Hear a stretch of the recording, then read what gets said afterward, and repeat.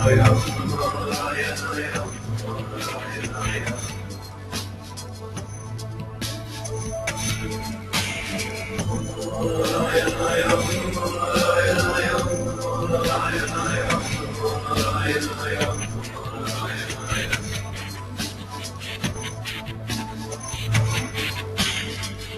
all pain, suffering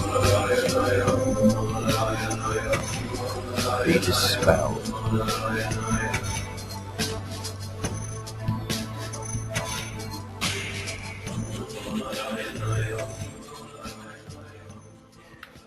Hello, it's really lovely to see you, to be with you. I am seeing you actually, that's why I'm saying it. Oh, this funny weird photo of me just come up and I've seen that instead. That's really distracting. I must block this screen out. Yeah, I know it keeps coming back. It's like it won't leave me alone. It's me, I know. So I've just come back from a week in Stromboli, which is a volcano in the Mediterranean.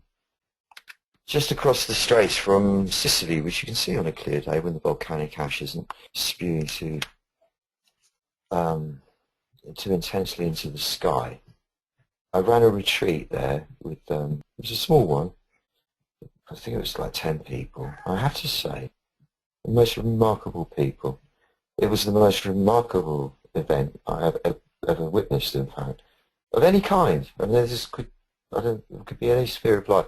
I have never actually experienced anything as elevated in terms of feeling like puppets of the gods and enacting a divine mystery play, which is how I framed it to everyone. Because I said at the beginning that we come together, we think we know why. You know, I think I know that I'm going there to run a retreat because that's what I'm obliged to do. They think they're coming there to come to a retreat to get whatever it is they're going to get out of it, and so on and so forth. But really, we've come together for something that we don't even understand, that operates on an energetic level, if you want to be lazy about it, call it a spiritual level, where we are required by the pattern that connects all things to come together and create some sort of nexus of energy and consciousness on a transpersonal level that has nothing to do with any of our own personal agendas at all. And we're not even aware of the effects or the results of it. You can see it if you tune in once you've opened up to the concept. I'm saying this because it's applicable to what we're doing here. Thank you for being here, by the way, of course. It's an honor to be here with you. We hear from, numbers from all over the world. I was going to say from all over the world. All over the world and all around the world. And we come together for whatever reason we think we have. And that's true. There's a valid reason, whatever it is. Me, because I just love sharing an opening of the veil of illusion into a view of the Tao. It feels like I do it because I think the Tao loves it too. But I do it because I just want to share this connection with everybody. This is my function. But there's another reason we come together. There's something occurs as a result of this. Even when we consciously transmit positive energy out into all other sentient beings, that's us still somehow us in the mix. There's something that goes on that's not even to do with us in the mix. We just have to come together to create some kind of energy swirl that is required by the great pattern, the Tao. And goodness knows what that's all about. You can feel you're doing it when it's happening, though. It's a feeling of being of service, and that is what was really clear during the retreat. So I'm telling you this. I'm not going to waffle on about myself. It's not about that. I just using it as an example of how we have the egocentric agenda, which isn't necessarily bad because it's egocentric. It's the agenda that says, I want to achieve this. I want to give this. I want to, basically. That's the egocentric one. So there's a sense of a self in the middle of everything, moving towards a goal for whatever reason, and whatever the mix is of so much altruism to so much narcissism. None of it right or wrong, just the way it is. Then there is I was going to say altruistic, but that conjures up images of saintlyhood, and it's not about that, or saintliness. It's sainthood. It's not about that. There's a feeling of letting myself go completely to give the help and the warmth and the encouragement and the support and hold the space of the healed self for everybody. And it's then not about how good I am at doing it. It's not about how fluent I am, and therefore how well or otherwise I'll be judged by the people, and therefore how much they're going to spread the word, and therefore how much I'll be rewarded by more and more people coming to the things I do. It really isn't about that at all. It's really, I've learned this though, it's not something I've always had. I mean, I've always had a great talent for teaching and a great talent for workshops, mostly because I'm just so enthusiastic about it. And I love the subject, and I love people, and I love taking people to the authentic reality rather than living in the world of bullshit. That's always been my thing. But in the early days, there was a lot. I mean, it's natural when you're younger. You biologically, in fact, are programmed to make a face for yourself in society. So a lot of your motivation, consciously, or mine, was, yeah, no, people are going to really dig this because I'm really good at it. And they're going to sell everybody, and they're going to bring more and more people. And, you know, and then in the 80s, once the marketing obsession crept in, that everybody was actually saying, you make sure you tell all your friends about it, and they would actively market that way, and people still do more and more, in fact. However, what I learned over the years, especially in the last 10, was that when I drop all my own stuff, my own considerations, and purely give myself to serving the others, then the results are amazing. And I mean amazing in the sense they are just 100%. You couldn't get bigger, better, more powerful result out of the event, whatever it is, for everybody. I mean, and strangely, the mastery, the craftspersonship grows exponentially as a result. And it's that enables me to get on the mic, as it were, you know, like I am now, and not have a single thought in my head when I do it, not having prepared a single thing other than remember the title, the theme, and just let what wants to come through. Initially, there is still me in there. You can hear it, you know, the beginning bit. There's the self can't help getting in the way because that's what we're programmed to do. We're used to it. But quickly, thankfully, it falls away and is replaced by what we would call, again, I think lazily, channeling, because we're all channeling, aren't we? Channeling the divine consciousness, aren't we? All of us. We're only not when we're blocking it by channeling nonsense, which is ironically what most of the world seems to be obsessed with, channeling and consuming nonsense. Bless it. Bless the world and its nonsense. And being up at that volcano where you see these plumes of fire shooting into the sky, preceded or often followed because of the time delay of light travelling faster than sound, this and then this flame shoots into the sky, and that fire is the power of the cosmos in front of your very eyes. It's the same fire that you get on the sun, in the sun. And it's what's filling this earth that we're on. And when you see it with your own eyes, and you smell it, and you feel the ashes go into your hair and in your eyes, and the sulfur is going into your nose, and you feel the heat on your face as the hot wind blows into you, it is the most amazing, exciting, reassuring, comforting feeling I think I've ever felt in my life. Now, I was scared to go there because I knew that there was activity, unprecedented activity. It's the only constantly active volcano in the world. It's interesting that it's in Europe because I always associate Europe with the place that's been most tamed and civilized, and you wouldn't expect there to be something as kind of rude as that in the middle of it all, but there it is. And yeah, in the last 3-4 weeks, there's an unprecedented activity. So that quite a lot of the time there were helicopters flying around checking things out, and you know, it's unusual. And I knew because of the solstice, pulling the gravitational pull to the sun is strongest of any other time in the year. I could feel it. Oh, wouldn't it be weird if this was the one where the magnet carried me away? And the slight fear made it exciting to go, of course. But actually, it's bizarre because when you hear that thing go, which it's doing all the time really, it's really reassuring. It's amazing to be in proximity to the power that is driving the cosmos.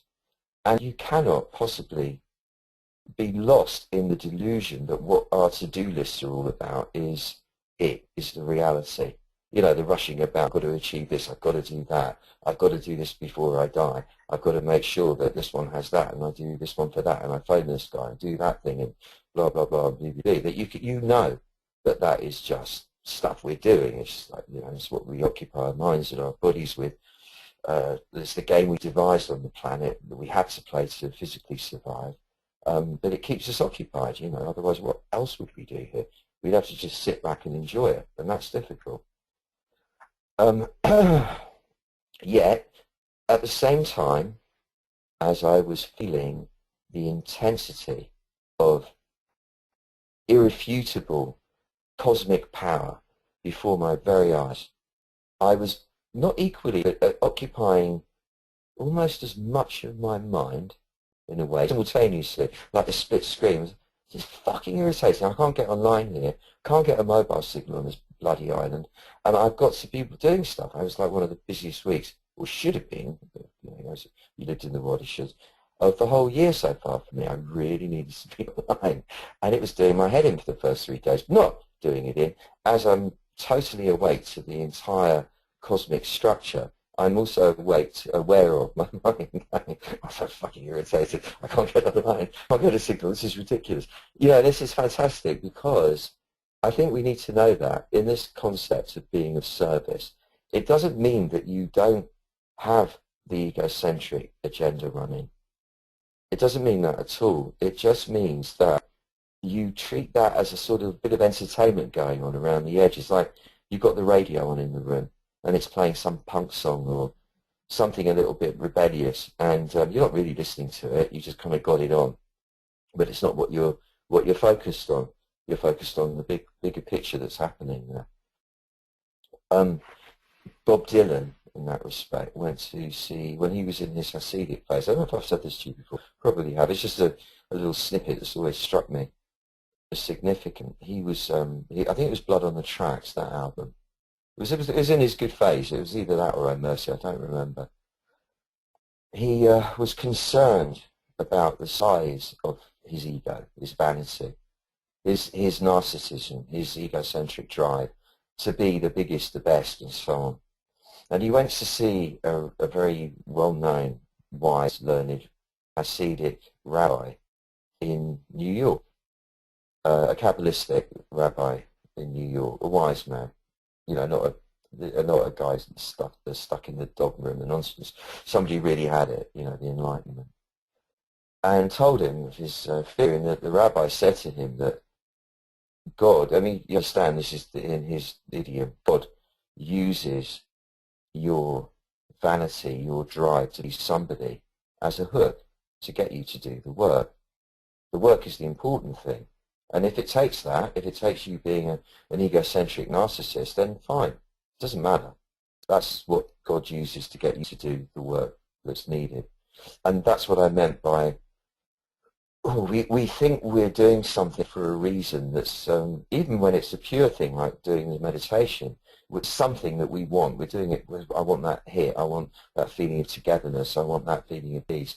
I want that feeling of well-being. Me, I want to serve my sisters and brothers and have that feeling for me, and that urge, however much of a narcissistic element is involved in it, is what the Tao, the pattern, the great pattern, uses as its hook to get us to turn up at the right place at the right time, to perform its work for it, whatever that is, and we don't even need to know that.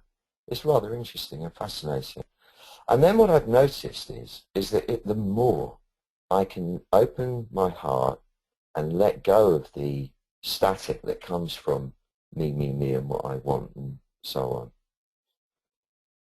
Um, the more the flow rolls powerfully, that leads me to serve more and more, the less resistance I have to that.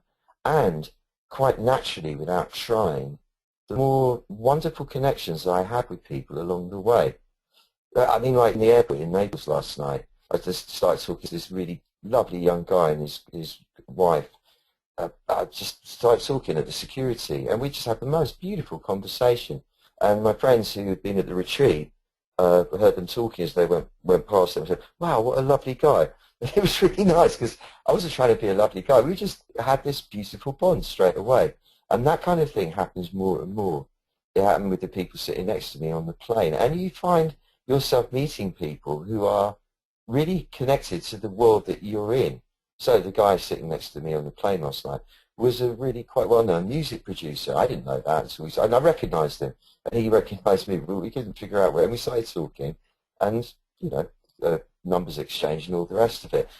I don't know if that means anything or create an opportunity. It doesn't matter. It's just the fact that when you let go of, right, if I was walking around looking for contacts to network and so on, it never happens for me. That's not my way.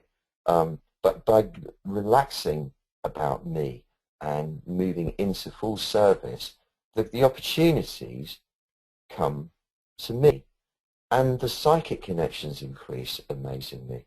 I mean, for example, one of the guys on the retreat, a beautiful man who I will present to you at a certain point. He's a holy man. His name's David Mitchell.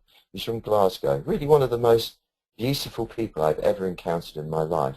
The purest, kindest, most loving, compassionate man with so much to share. And I'm going to make it my business to promote him. He's been following me a while, and he asked me if I'd help him learn how to do it, because he doesn't need to learn. He just needed to be shown that he already knew. And I'm going to make sure I'm going to promote him because he's amazing. And he reminded me of someone the whole time. Couldn't think who it was. And at the last moment, I thought, oh yeah, it's Mad J. Riley from Brazil, one of my dearest friends. I haven't heard from him for a year because I'm like that with my friends. I don't talk to them very often. Don't have time. But it doesn't change the fact that I love them and I know we're going to connect again. Sure enough, out of the blue this morning, an email comes through from Mad J. Riley. I've been thinking for ages about my old friend Akash Tatar, who's this brilliant, utterly amazing genius doctor from Berlin. I used to go there before the wall came down a lot in the 80s, and he was the man everyone used to go to. The most genius doctor I've ever met. And but cool as well, like an amazing character. And he went off to Brazil years ago, just totally, everybody lost track of him, nobody knew where he was. And I've been thinking about him for about a month, thinking, I wish he would get in touch one day. And sure enough, kabang, today, email comes through. And this comes when you've thrown yourself into the flow. It just presents you with beautiful, beautiful gifts all the time that reassure you that you're moving with a pattern, the great pattern, and that there's no need to worry about anything. The worrying about the money, which truly, I promise you, if you need the state of my money flow, it's like you could worry about that, but I don't, because I know that it swings round in its own way. I'm not driven by the lust for money. I'm driven by the lust to contribute. That's for the adventure as well, a personal, and to achieve artistic excellence in everything I'm doing, fulfill my potential. That's what drives me. And the money comes, but when you're not driven by it, you don't focus on it particularly, it does go a bit crazy because you let it slide, and you've got to let it yin yang and bring itself to you in the way that you need it. But I don't worry. I don't worry. I feel obliged occasionally to have a little moan to my colleagues and so on, because we all do that. You need to do that just to remind yourselves, come on, let's focus and make something happen here. But the actual the feeling that worrying is crucial to making stuff happen, the fear subsides more and more and more and more the more I give myself in service. In other words, the fear of showing up and doing your best, and the fear of being judged harshly for not doing so, the fear of not being included, the fear of being abandoned, the fear of destitution, and the fear of death all subside exponentially faster the more you let yourself go into this mode of open-hearted service. And I have also noticed that the desire to be a people pleaser has, or the habit of people pleasing, has likewise diminished proportionately to the amount of let go I'm able to do into the service flow. In other words, it doesn't mean that because you give yourself in service, you start talking all treacly and sweet. I've noticed in my business emails, and it's going into the personal as well, you know, the hi dear so-and-so bullshit and kind regards, warm wishes and all the crap people put on their emails. I stopped doing it. I don't say hi whoever you are. It's just like, bang into the message. And just as, because I'm really feeling it more and more. Let's get real. Let's drop all the nonsense. It's got the name at the top of the email. It's obvious you know their names. So just say what you want to say. And you don't have to say kind regards. You don't even know who they are. I mean, why would they assume you wouldn't wish them anything other than kind regards? You don't have to say it, do you? It's to manipulate, in other words. It's like saying please. It's like if I say kind regards and warm wishes, you'll do something nice to me, won't you? Or you won't do something horrible. That whole nonsense dissipates with this because you've got this flow, you've got Tao pushing you. You're riding the Tao. And there's no greater protection or I would say guarantee for success in the sense of fulfilling your potential in every respect and loving each and every moment to the full than riding the Tao. So I guess really, bypass egocentricity, be of service, that says here. I think really, isn't that a lovely slide? See, you've done such a nice job. I never look at these, they're just lovely. Really, really lovely. What was I saying? Yeah, this is really about riding the Tao. That's what today's all about. So that's what we're going to do. And I'd like you to pick a large animal of your choice. It could even be a mythical animal like a dragon, or it could be a dinosaur that you've somehow managed to get on the back of. It doesn't have to be the obvious horse or whatever else people ride on the backs of, large dogs or whatever. They don't ride on large dogs. I have met some dogs that I thought you could actually sit on the back of and ride off into the distance. The llamas, camels, and so on, or elephants.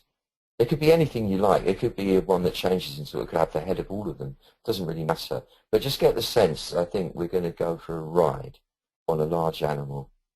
That's what we're doing, each of us. And this animal represents the Tao. I'm veering already towards a big elephant, actually. I love elephants. Have you ever looked into an elephant's eye closely and stayed looking at it? And so you got the connection with them, spirit to spirit, presence to presence. I mean, if you don't see the Tao in that, I don't think you see it in anything. So that's the one I'm going for. I'd like to leave it up to you as to which animal you fancy going on the back of. It doesn't have to make sense, you know that. So it could be a mountain lion, it could be a big bear, it could be anything really. The thing is, I think that's what we've got to do. We've got to do that because I think if imagine that, you know, I mean, that I know elephants are they're friendly, aren't they? They're nice animals, elephants. They're my friends. I don't have an animosity with elephants. I never done anything bad to an elephant, so I don't fear anything from the elephant world. But they're a bit scary because they're a bit big. You know, they're huge things. And I think I'd be a little bit nervous, a bit ginger, kind of getting up onto it and getting on its back. That first few months, I do remember actually from riding an elephant in real life. It was a little bit funny the first bit, you know, till you sat in it. And it's that learn to, you respect the animal. Same with a horse, you know. You really respect the animal's power because it is certainly way greater than yours. And it's doing you fantastic honour of allowing you to sit on its back. And it's subjugating its will to yours. And that's quite remarkable. And to enable that to happen, you have to center yourself, don't you? You have to drop into your pants, as it were. That sounds rude. A guy dedicated in Barclays Bank today, he's angry with him, I think it's for raising the overdraft charges. He walked into a bank and just pooed all over the place and then walked out with a smile on his face, smugly. Yeah, so I don't mean like drop into your pants in that sense. I mean the sense of dropping your weight down into your sit bones. And so that you really sort of say to the animal, I'm here, okay, I'm doing this, I'm committing myself to this.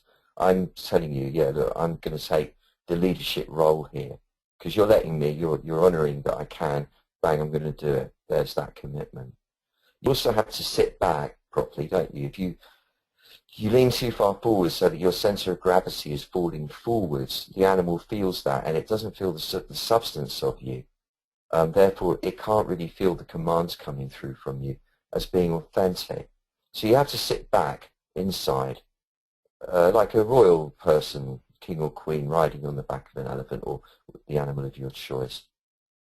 And then the animal feels that you are relaxed and in command of both yourself and it will resonate with that.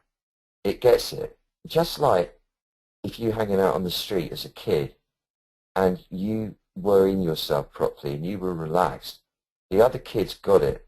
And even if you were in a rough neighborhood and it was rough kids there, who would otherwise be more inclined to start a fight with you if you were a little bit different, they don't. They feel it. They know they get the vibe. They get it. They get that you're feeling the same current as them. They resonate with it naturally. And then cooperation occurs, collaborations occur on whatever level. So that's what we're after here, the beautiful collaboration with the Tao itself, because we're going to ride the Tao. And to enable that to all occur, there's some mechanics to take care of, like it's not, not holding your breath, letting your breath flow freely, slowly. The animal feels that as well. Relaxing all the muscles, because if your muscles are rigid, the animal feels that. It can feel it that you've been an old stiffy. And who wants to hang out with an old stiffy? They want loose, they want relax. Cool, especially animals, especially the animal which is the Tao. And then, above all else, I think, they need to know that you have an open heart, that there's love coming from you. Of course, you can subjugate an animal with a whip and hurting it and being horrible. You can, for a while, I reckon. For a while, you get away with it. But at some point, that animal or some other friend of it is going to kick back at you much harder than you could do it to them. It's like the Tao will really whack you if you try and control it at some point. But it doesn't want you to lose your command. It wants you to stay in command and give it its head at the same time. There's a sort of symbiotic flow that occurs when it trusts you and you trust it. And I think the important thing here is to instill the idea that it is a two-way conversation, as it were. Now, of course, at the deepest level, it's not. It's just the Tao talking to itself, because the Tao is all of this. It's every animal. It's you. It's I. It's me. It's everyone and everything. Is the Tao expressing itself in form? All of this, the trees, the ground, the fire in the core of this earth, the sun. It's a great example of Tao, isn't it? All of it is really just the Tao's clothes, and it's talking to itself, really. It's having a conversation with itself, but because that would be eternally boring, it manifests itself in form with a certain level of amnesia and obfuscation, so that or obtuseness, so maybe that the manifest form forgets it's the Tao. The manifest form, even in the enlightened state, somehow feels itself as in dialogue with the big presence.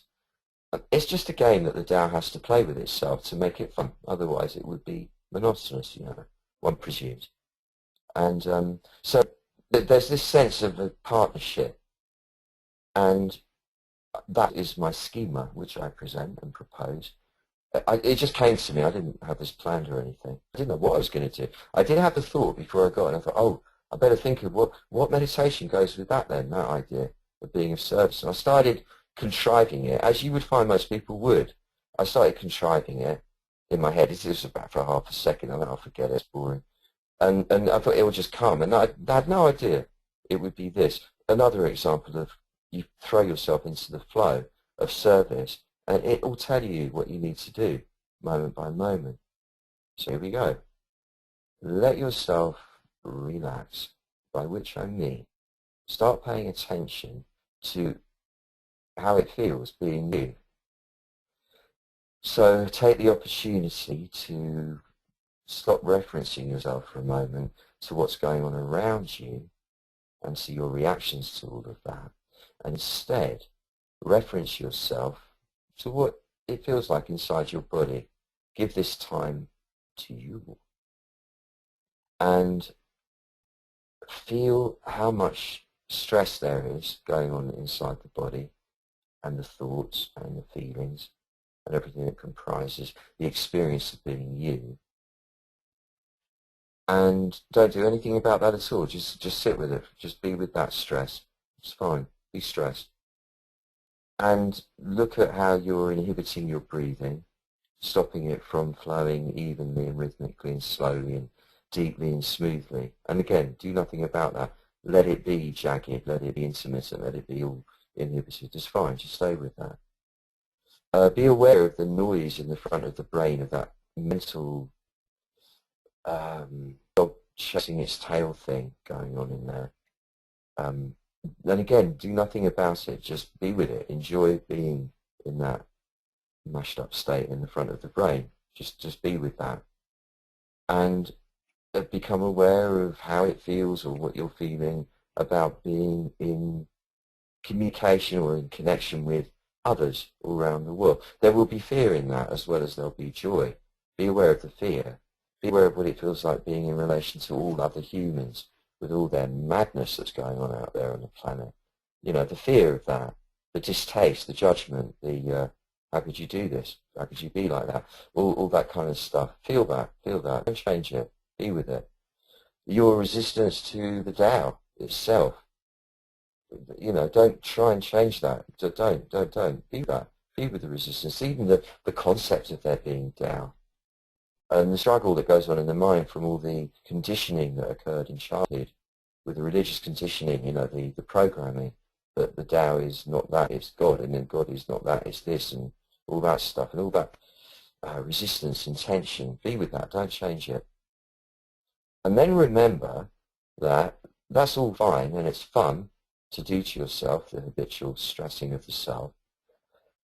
And it's only one option. It's not the only one. There's a different one that you can take, which is rather than cortisol-based, rather than that kind of scratchy adrenaline thing, you get a high from the endorphins instead, even if you just want to put it on that chemical level.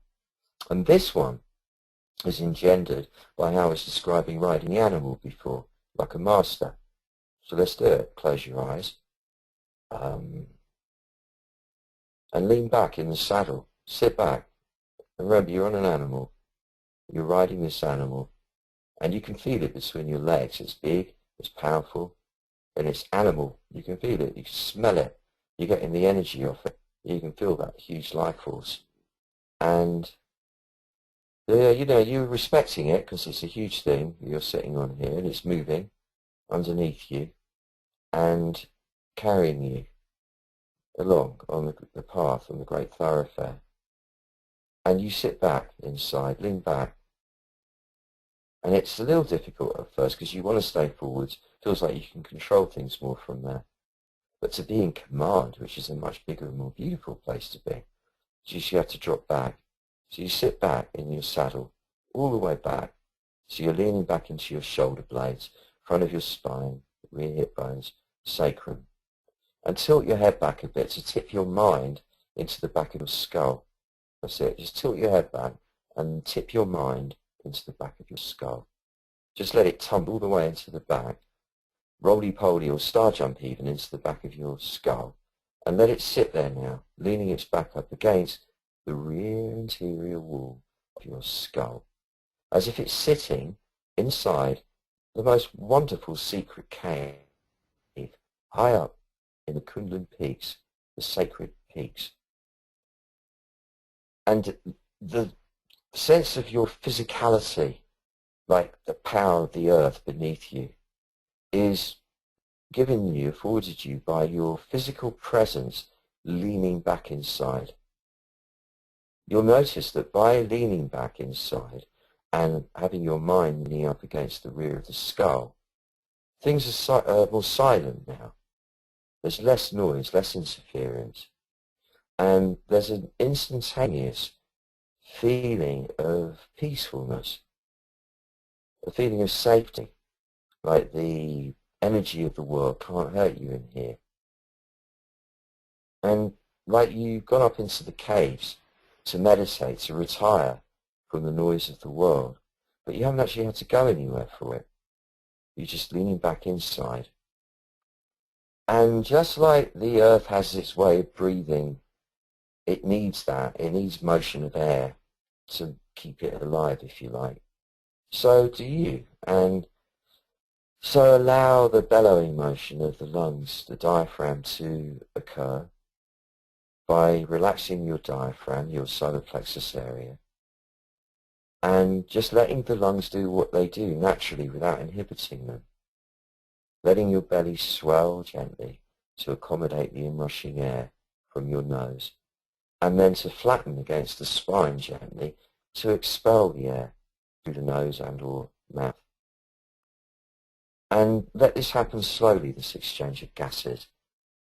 Let it happen smoothly and silently and respectfully, like reeling silk from a cocoon, knowing that every out-breath is releasing you of the toxins of the past, and every in-breath is introducing fresh life, fresh possibilities, fresh potential into you.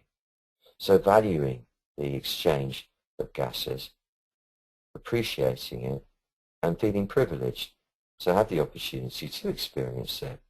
Because, you know, if you were dead now, you couldn't. It's a miracle being alive. And it's the breath that enables us to remain so, among other things. But certainly without the breath, there's not much hope for any of the other things to work. And become aware of your skeletal structure, the girders of the building, the central support struts and the bits that hang off it, like the bit that they put the elevator shaft in the skyscraper, that being the spine, and the floors that come off the spine being the shoulder girdle and the pelvic girdle, and you know, the ribs hanging off the shoulder girdle and so on, and the skull sitting on top of it all, and then the limbs, the bones of the arms and the legs hanging off the shoulder girdle and pelvic girdle respectively. It's a very, very clever construction, actually. Well, no, actually about it. It's a really clever, beyond clever. It's an amazing construction. And what we tend to do is misuse it or abuse it somewhat. Not because we're horrible or anything or silly, it's just because, well, we learn to protect ourselves in various ways which aren't all necessarily the best way to protect ourselves. For example, through fear of being hurt, hit, and so on. We hunch our shoulders to protect the ears, and also because of the weight of carrying our life story around with us, the burden of that. You know, we carry burden on the shoulders. That's hard work, so you kind of push the shoulders up against it.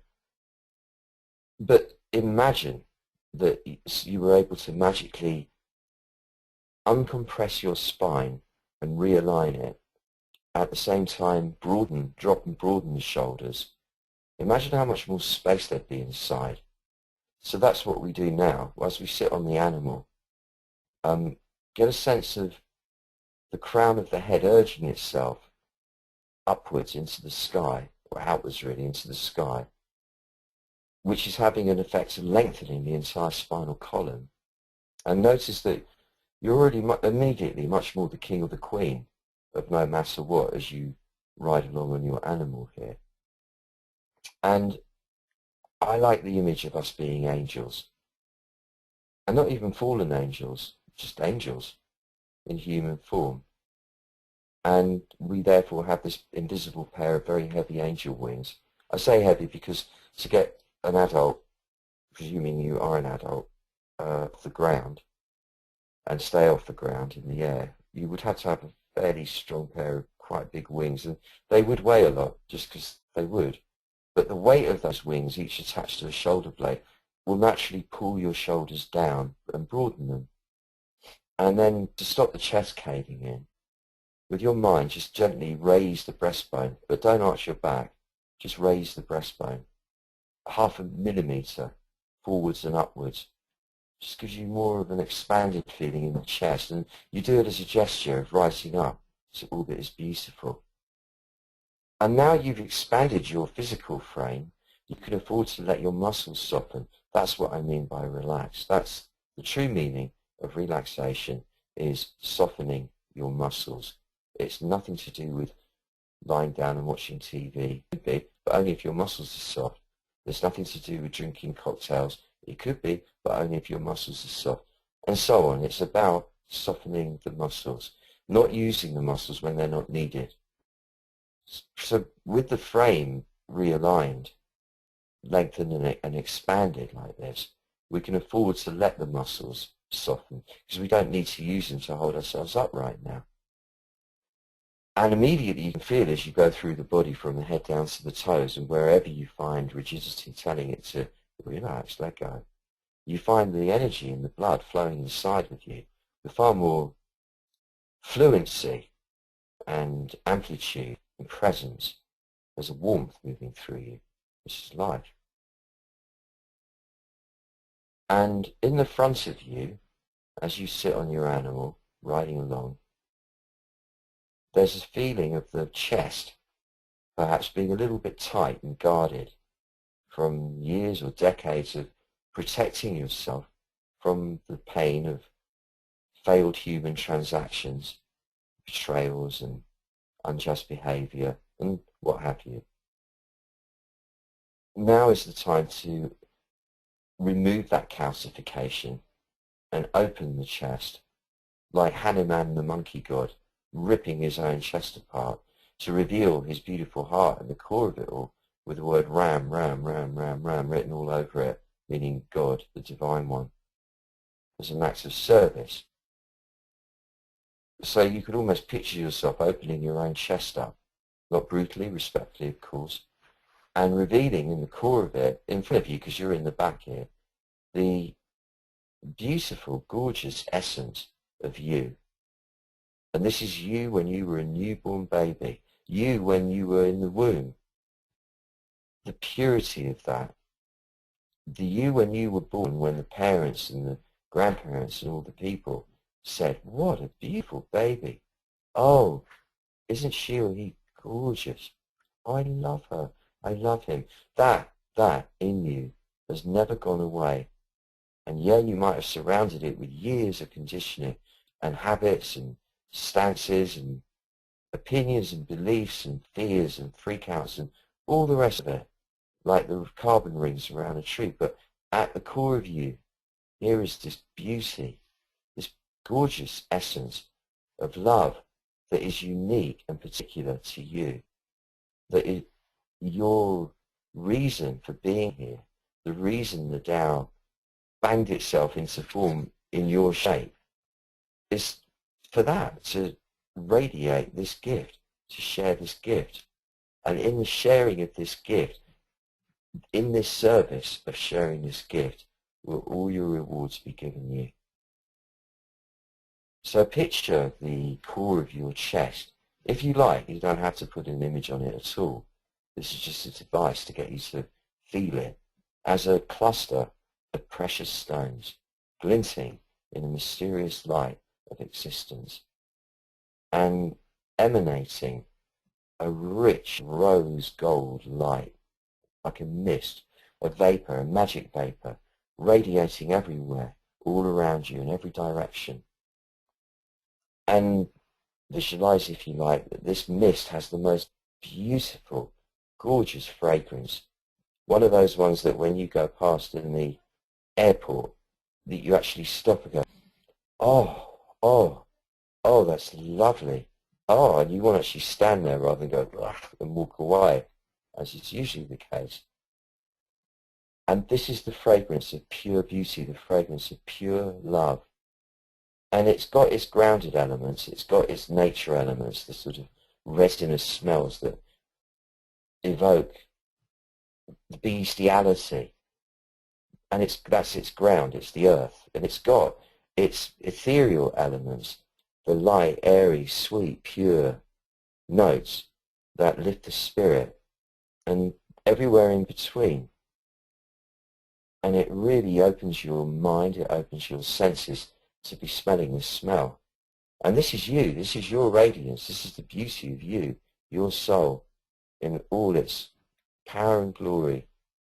And you're freely radiating it now to all sentient beings without exception. And implicit in this is that you are also simultaneously opening yourself to receive the similar emanations of primarily everybody in our circle, and then of everybody who is at this moment transmitting a beautiful flow of energy, a pure thought of goodness, of love, caring for humanity, or caring for a person or an animal, or caring for a situation, or praying, or doing whatever they're doing. And as well, all the people who are lost completely in the trance of the world of the 10,000 things, but their nature is lovely and they're emitting without even knowing it. So you're receiving the love of everyone while you're giving the love of to everyone. So this is the milieu in which you're now operating. And as you ride the animal's back, which you're still kind of trotting along on, it's not gone into a canter, let alone a gallop, or whatever it is elephants do, because I'm on an elephant here. You're breathing in up the rear of your spine to the crown of your head, and breathing out down the front of your spine from the crown to the perineum, activating a circuit of very bright light up the rear and down the front, moving at 186,000 miles a second, so that it actually appears solid, a solid loop of extraordinarily bright white light. And the upthrust at the rear on the in-breath is activating the yang, the power, and the power is there to protect you and to direct you, and by extension to direct the animal upon which you're riding, the back of the down. And the down thrust is activating the yin, which is the grace, and grace is there also to protect you, and rather than direct you, because that's the yang doing that, it's connecting you to all that is good for you and therefore for everyone else. And every time you breathe in and you activate the light going up the back, it's refining the essence of who you are. Like refining gold or a diamond, it's making you stronger. And as you breathe out and you're activating the down thrust of light along the midline of the front, you're purifying the essence of who you are. And you just keep the loop rolling round and round, and the clearer it feels, you can feel it, the bigger it seems to get as a loop, so that it's not only informing your own refinement and purification process, it's also purifying and refining the entire cosmos, the entire multiverse. As you exhale and purify, inhale and refine, exhale and purify, inhale and refine, in this huge cosmic-sized loop that's going, as it were, up the back of the universe and down the front of the universe, and refining and purifying the energy for everyone, for everyone. And the animal upon whose back you ride is loving it. It's loving it. You can feel it through your legs. There's this really lovely sensual feeling coming up through your pelvic floor of being jiggled and joggled about in a very nice rhythmic way by the animal who is very happy to have you on its back. And remember, this animal, this huge beast you're on, is the Tao. It's the Tao itself, all powerful, yet subjugating itself to your will. How about that? So you sit on its back and you ride along and you say to the Tao, hey, come baby, let's gallop. Let's just go for it. Let's charge forwards along the great thoroughfare into the light and make something amazing happen. Knowing that as you pass through, all the scenery will respond by glowing gold for you, will respond by showing off and doing its very best that it can, will show off to you by inspiring all the relevant players involved in all the scenery as you go along, to give the very best, to cooperate in the most beautiful teamwork, so that the results of all your actions, all your intentions, will be the very finest, most magnificent quality and quantity. And it's with this confidence, this ebullience, that you now roll along at high speed along the great thoroughfare of life and light. And along the sides of the great thoroughfare, it's a beautiful tree-lined avenue. And it's lit very bright, golden, glorious midday sunlight light. It's warm, the trees are green, everything looks beautiful, everything smells beautiful.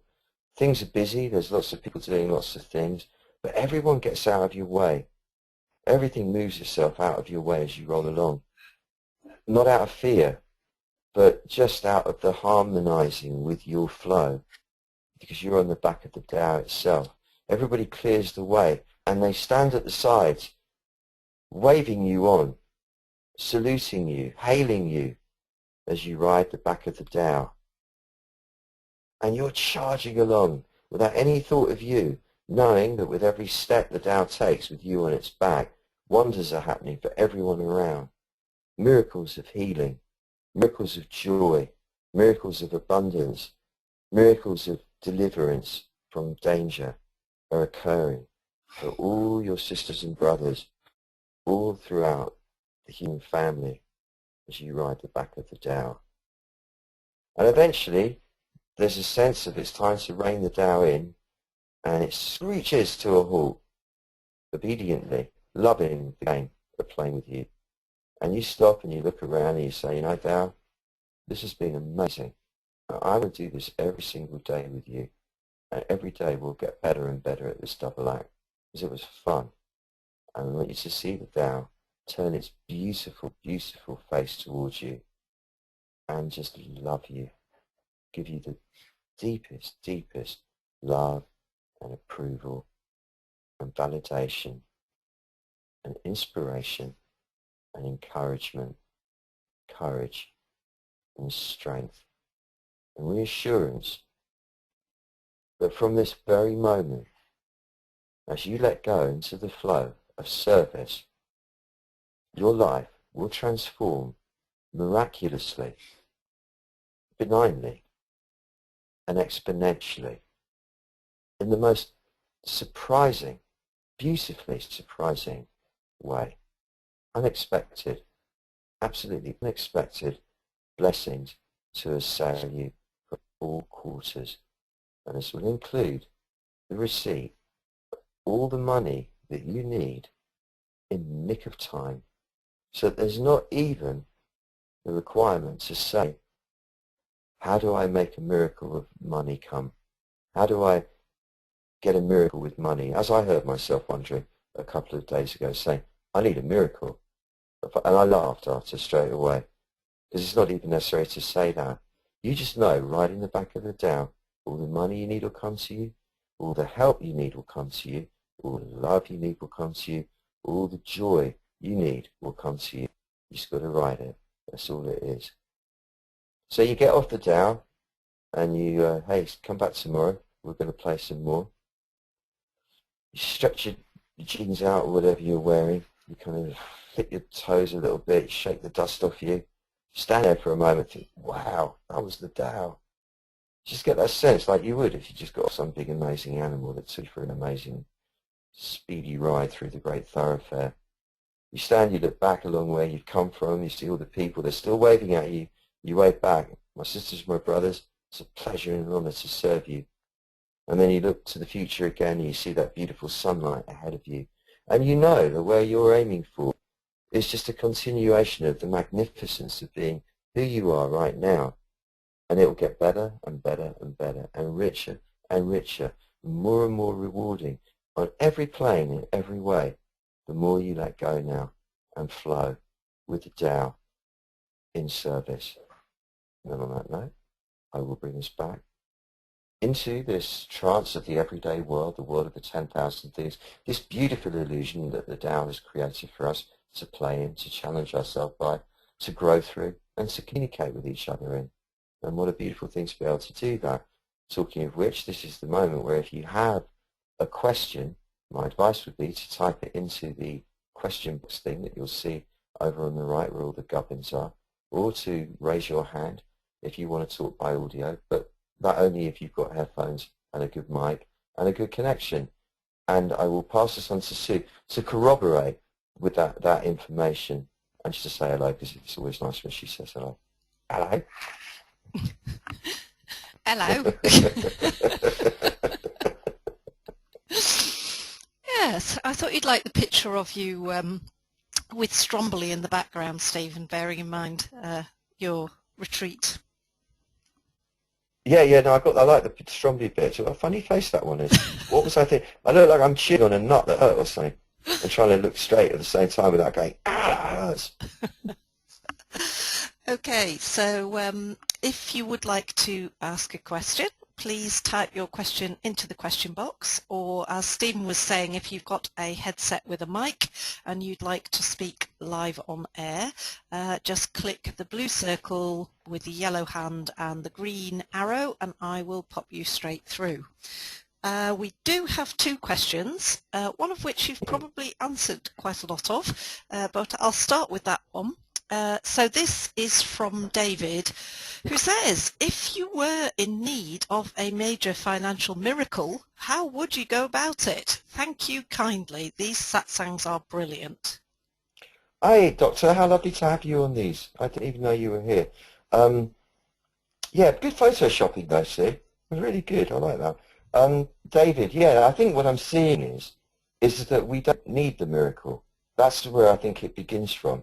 Because that's when I said it to someone strongly. I said that. I need a fucking miracle. Like that. And then I laughed, just like that. Because I knew I don't actually need a specific miracle, because the whole thing's one big miracle. I just need to relax like we were doing, write it, and get over the egocentric agenda so much that I have actually forgotten myself. And then the so-called miracle is going to happen anyway. Like, it's not like we have to have something special happen any more than the special thing that's already happening. We're just going to trust it to give us the stuff we need as and when we need it. So the whole thing is a miracle, which means literally a trick of the light. The whole thing is that. And to single out any particular miracle, which, as you know, because we've known each other a long time, I've been into myself, you know. I'm just seeing it now that this idea of like, we've got to do a specific miracle for something, it's not really real. The whole thing's a miracle. So the more we sit into it, the more we trust it, and we ride along in it, we notice more clearly that everything comes to us when we need it. And what we're afraid of, what I'm afraid of, is inconvenience, really. That's the thing that hangs me up. It's like, if I couldn't keep it all together, and it didn't kind of keep rolling in an orderly manner, while I was busy doing other projects, I hadn't kind of focused enough on pulling the money in, say, which is my tendency, and it all fell over, and I think, oh shit, I can't operate. That's what I'm afraid of, and all that is, though, is inconvenience, and, we'd get around it, wouldn't we? So in other words, whatever's going to come, it's like we get over ourselves more and more. We stop being afraid of what could happen. We stop being precious about it, and we stop projecting. So this is the other thing. The more I sit in my back, the more I remember to just drop back, which I have to say, as I repeat myself, is the most powerful technique I have ever learned and developed and received. It's the biggest gift of all. The more I sit into the back and drop the drama that's going on in the front, the less I'm projecting into the future. And it really is so. So it's all well and good to write books about the power of now and all that stuff, but this is actually how you do it. It's the dropping into the back that keeps you present, and the desire to project forwards just diminishes really quickly. It's remarkable. So people, because I'm traveling a lot, people go like, are you excited to be going to Ibiza tomorrow? It's like, no, not really, because I haven't really thought about it until I get on a plane to go. And even then, it's not Ibiza I'm excited about. It's the excitement about being on the plane. I'm not projecting into the next phase at all. If I need to, I will, because we do need to a bit sometimes, to go, okay, what could happen there? I need to prepare, like you've got to check in, you know, make sure your phone's charged up so you can scan the boarding pass. Because if you don't do that, that's going to be like a hassle. So you don't want to have hassle, so you kind of prepare. But the worrying and the projecting these horror movie fantasies onto the future, onto an imaginary future, that habit just falls away with this coming into the bag. Yes, that's my answer to you, sir. It's an honour to have you here, as it is to have all of you here. What a privileged soul I am to be able to do this with you. Malkit says, what a beautiful meditation. I'm glad that you're back safely to facilitate this to us. Thank you, dear lovely Malkit. I'm back in the bag.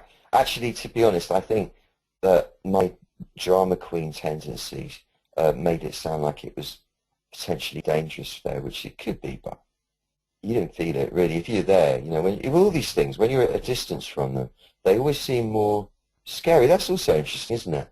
You know, like war zones and stuff, in which I have been in a few in my life. You read about them, we see them on the news, and it's like really scary. It's like, oh, I want to go there. Well, if you were, heaven forbid, to find yourself in one, you find it's not actually scary at all. It just is what it is. You just get on with it. And, you know, I have been where there's been guns and big bomby thing noises going off around me. I've not had any fear at all. No fear at all of it. And it's the same with the volcano. Once you get up close to it and you see these flames spewed into the sky and that rumble and growl and explosions and stuff, it's really the opposite of scary. It's really exciting and beautiful. So there's something about that we need to know this, that when we get up close to reality, it stops being scary. And this projecting into the future that we tended to do is a way of getting distance from reality. We take ourselves out of the power of what's occurring in the moment, which is the only place there is any power, by projecting ourselves out of it into the future. And in fact, the closer we let ourselves be to it now, here, this is the Tao, right? This is the Tao. This is what's going on now. This is the Tao. The closer we come to it by stopping projecting, the less scary it becomes and the more exciting and reassuring it becomes. So it's an interesting metaphor. Thank you. While we're on the subject of volcanoes, Sylvia says she has 3 volcanoes active at the same time. The closest to her is the Pacaya volcano, and it's really amazing to watch the force of nature. Oh. And where is that, in South America? Is that the Andes? I think Sylvia's in the States. She says, I can feel the emotion you must have felt being close to that active volcano since she's experienced it herself. Yeah, you in Washington State? She's saying Central America. Central America. Oh, yeah, that's what I thought. Okay, yeah. Yeah, wow. It is powerful, isn't it? It's beautiful. It's really, really beautiful. Beautiful. What a privilege, eh? To see the cosmic power with your own eyes and know that that's what's underneath us. I mean, it really is amazing that we really do think the Earth is flat, don't we? We really think it's this big solid thing that we're all standing on that's just like a lump of rock and mud and things with a few sewage pipes and cables going through it. And it's not. It's this really relatively very thin mantle surrounding something that's pretty much like the sun. Wow. It's amazing that we're here. And it's amazing. The more we allow ourselves to feel that power underneath us, the more charged up we get from it. And you do it with the mind. We do it with the mind. And Diana's commenting on the satsang saying, that was a brilliant ride, just a massive coincidence as I was reflecting this week that I need courage to push a work project through to fruition. My animal was a beautiful tiger, loving it. What a lovely, sensual, magnificent image. You and your tiger. I don't know what you look like, but I certainly know what a tiger looks like. And that's wonderful. May it carry you swiftly and safely to the realm of utter magnificence. I'm starting to lose my poetic thing here. My brain's starting to cave in.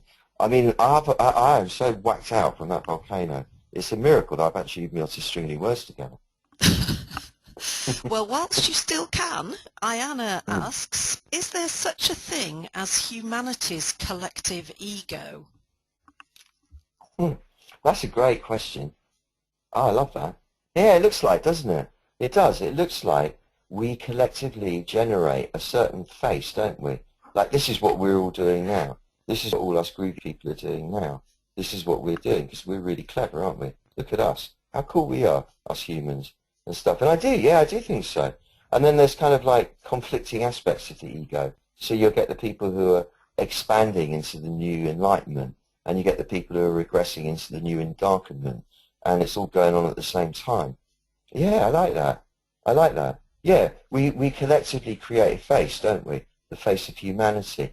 And that's what's amazing about what we're all doing, because the more we can let go into this beautiful role of being of service, which is running counter to the what you see around you more of the time, which is really stressed people driving really fast. Like if the speed limit's 50, you've got to go 50. Don't go 48 because you're an idiot. You've got to keep things moving fast, fast, fast. And let's get there and let's do it. And fuck you, I'm not letting you in. You and all that objectivistic thing that seems to be growing. Actually, we're really powerful. We're injecting this beautiful, open-hearted love into the mix. And I know that the Tao is enjoying this. I know it's going to help us because it likes it. It really likes this aspect of itself. So yes, we're creating this collective ego, and we're able to shape it and undo its binding influence. And become free in this way. That's the service. Yes. Okay, so this last one is from Esther. Can we serve too much? I don't know. I think Esther, Queen Esther, can you serve too much? I think you can sacrifice yourself, perhaps. I know you and I know your life, and I think you're one of the most selfless, giving people that I've ever encountered. And, you know, your particular story is unique and remarkable, and a lesser person would have crumbled decades ago. Not that you're that old, but they would have collapsed under the strain of it all. Yet you bear it with utter grace and humour and light, and you're just a joy to be around. And I don't think that you sacrifice yourself. I think you just roll with it and give, and everyone benefits by it. Everyone around you is glows because of you. And so I can't really think that you could serve too much. It's like if you're getting tired, which I do myself at times, you just got to know it and rest a little bit. You know, just kind of drop back and just roll and be natural and stop giving for even 5 minutes, you know. And you know how to do that. So no, I don't think so. I don't think we can serve too much. We can become too people-pleasing, and we can become too self-sacrificial. But no, we can't serve too much. How could we? This is my game. I might be wrong, but my experiment is like more. Like open rip the chest open, like Hanuman the monkey god. Just let go of all that stuff fully. Just go wham, and just let it see what happens. I'll let you know if I'm wrong. But anyway, how could you be wrong, really? It's only destiny, isn't it? We're only letting go into destiny. So I can't see that we can lose. We cannot lose. And on that note, we cannot lose. Let me say that it's been beautiful being here. And yeah, that's it and that's all. Thank you. Bless you. I love you, and have an amazing, incredible, magical, beautiful ride this week. It will happen from what we've just done. You'll see. You'll see. Bye.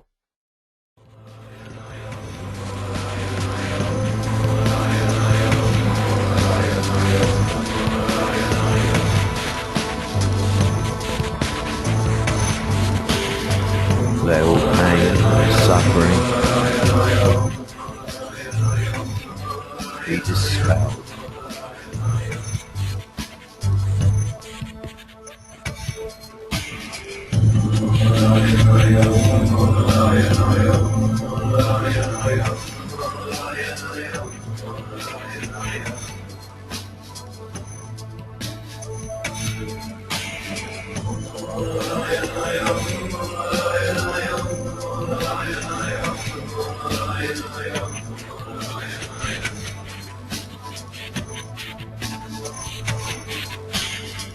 Let all pain, suffering be dispelled.